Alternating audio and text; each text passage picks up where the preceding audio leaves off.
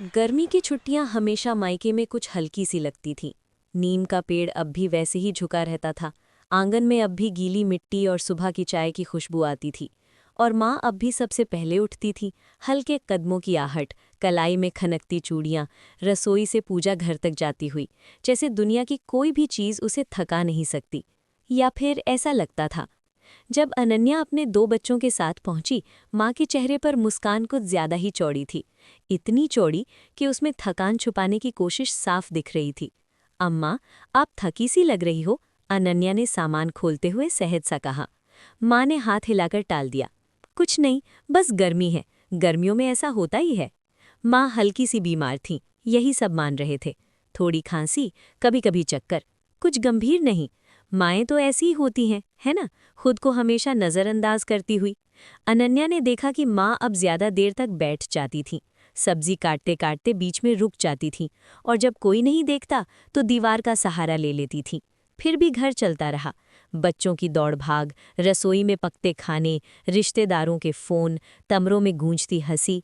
दोपहर में अनन्या माँ के पास बैठती, पंखा झलती, छोटी छोटी बातें करती, पड़ोस की, पुराने दिनों की, बच्चों की शरारतों की। लेकिन बैठी होने के बावजूद उसका मन लगातार दौड़ता रहता। दोपहर का खाना, कपड़े, बच्चों का होमवर्क। माँ उसे चुपचाप देखती रहती थी। उस शाम जब आसमान नारंगी रंग में ढल रहा था, माँ ने अचानक कहा, मुझे डॉक्टर के पास जाना है। पिता चौंक गए। सुबह तो ठीक थी तुम। माँ ने सिर हिलाया। अंदर से ठीक नहीं लग रहा। उसकी आवाज़ में कुछ अलग था। डर नहीं, जल्दी। शाम की बत्तियां जलते जलते वे अस्पताल के लिए निकल पड़े। बाहर जाते समय माँ ने अनन्या का हाथ पकड़ लिया, बहुत कसकर। उंगलियां कांप रही थीं। अम्मा, अनन्या ने उलझन में पूछा, क्या हुआ? माँ ने मुंह खोला, जैसे कुछ ज़रूरी कहने वाली हूँ, कुछ बहुत भारी। लेकिन फिर वो मुस्कुरा दी। कुछ नहीं, बच्चों का ध्यान रखना। अनन्या समझ नहीं पाई। उसने सोचा अस्पताल से डर रही होंगी। उसने धीरे से अपना हाथ छुड़ा लिया। वही पल था। अस्पताल की रोशनी तेज थी, सफ़ेद, निर्दयी। डॉक्टर धीमी आवाज़ में बात कर रहे थे। जांचें हो रही थीं।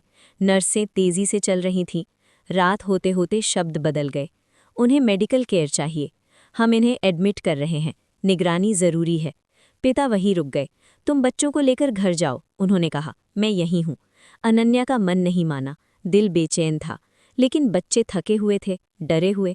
मैं सुबह जल्दी आ जाऊंगी, उसने कहा। घर आकर नींद नहीं आई। माँ की पकड़ बार बार याद आती रही। वो बोलना चाह रही थी, वो हाथ छोड़ नहीं रही थी।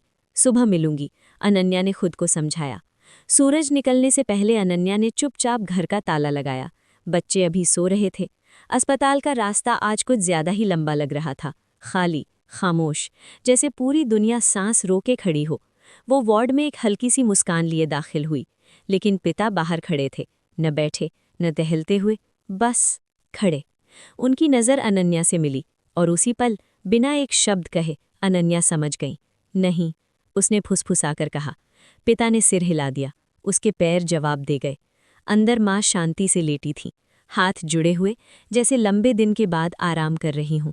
वही हाथ जो खाना बनाते थे, घर संभालते थे, पोते पोतियों को उठाते थे, आंसू पोंछते थे। वही हाथ जिन्होंने आखिरी बार अपनी बेटी का हाथ कसकर पकड़ा था, जो शब्द नहीं कह पाए, उन्हें महसूस कराते हुए। अनन्या ने माँ की उंगलियां छुईं, ठंडी।